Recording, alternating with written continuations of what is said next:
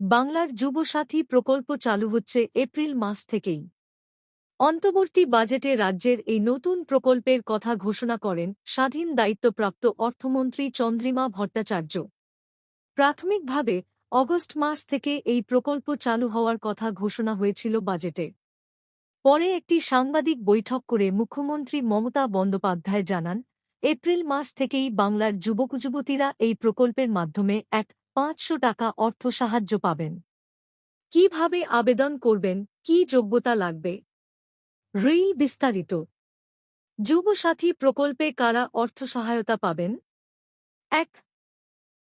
আবেদনকারীর বয়স হতে হবে ২১ থেকে ৪০ বছরের মধ্যে।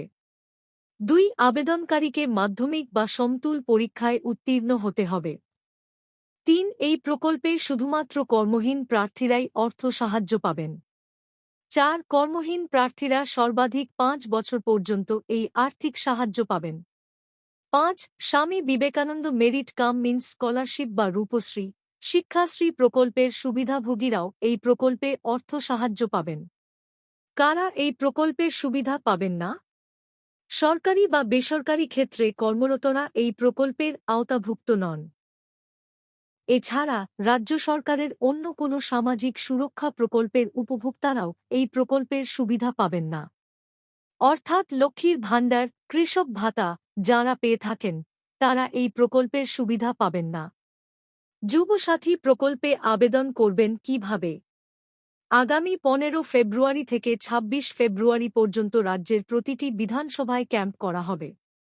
দুয়ারে সরকার ক্যাম্পের ন্যায় বাংলার যুবসাথী প্রকল্পের আবেদন গ্রহণের জন্যেও শিবিরের আয়োজন করবে রাজ্য সরকার। সেখানেই এই প্রকল্পের জন্য আবেদনপত্র পাওয়া যাবে। যুবসাথী প্রকল্পে অনলাইনে আবেদন করবেন কিভাবে?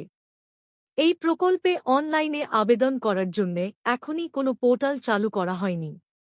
তবে আগামী ১৫ ফেব্রুয়ারি থেকে sport.youth.gov.in ওয়েবসাইটে এই প্রকল্পের শুধুমাত্র আবেদনপত্র পাওয়া যাবে। যুবসাথী প্রকল্পের নাম করে ইতিমধ্যে প্রচুর ভুয়ো ওয়েবসাইট বা পোর্টাল তৈরি হয়েছে। সেই পোর্টালগুলি থেকে বিরত থাকার আবেদন জানানো হয়েছে প্রশাসনের তরফে। যুবসাথী প্রকল্পে আবেদনের জন্য কি কি নথি প্রয়োজন? এই প্রকল্পে আবেদন করার জন্য যে নথি প্রস্তুত রাখতে হবে সেগুলি হল: ১. আধার কার্ড। ২. মাধ্যমিক বা সমতুল পরীক্ষার অ্যাডমিট। ৩. শিক্ষাগত যোগ্যতার প্রমাণপত্র। ৪. Bank account details. ৫. Passport size ছবি, সাম্প্রতিক ছবি। ৬. আপনার মোবাইল নম্বর, ওটিপি ও স্ট্যাটাস সংক্রান্ত কাজের জন্য অন্যান্য প্রয়োজনীয় তথ্য। এই প্রকল্পের টাকা সরাসরি উপভোক্তার ব্যাংক অ্যাকাউন্টে পাঠানো হবে। বিধানসভাভিত্তিক ক্যাম্পগুলি থেকে আবেদনপত্র সংগ্রহ করার পরে যথাযথ নথি দিয়ে আবেদন জমা করতে হবে। আবেদন গ্রহণ হওয়ার পরে উপভোক্তার মোবাইল নম্বরে এই সংক্রান্ত SMS পাঠিয়ে নিশ্চয়তা দেওয়া হবে। উপভোক্তারা কোনো কর্মক্ষেত্রে যুক্ত না হওয়া পর্যন্ত সর্বোচ্চ ৫ বছর এই প্রকল্পের সুবিধা পাবেন। আর হ্যাঁ, আপনি যদি এটা দেখে উপকৃত হন তাহলে জনগণের কাছে এটা শেয়ার করুন।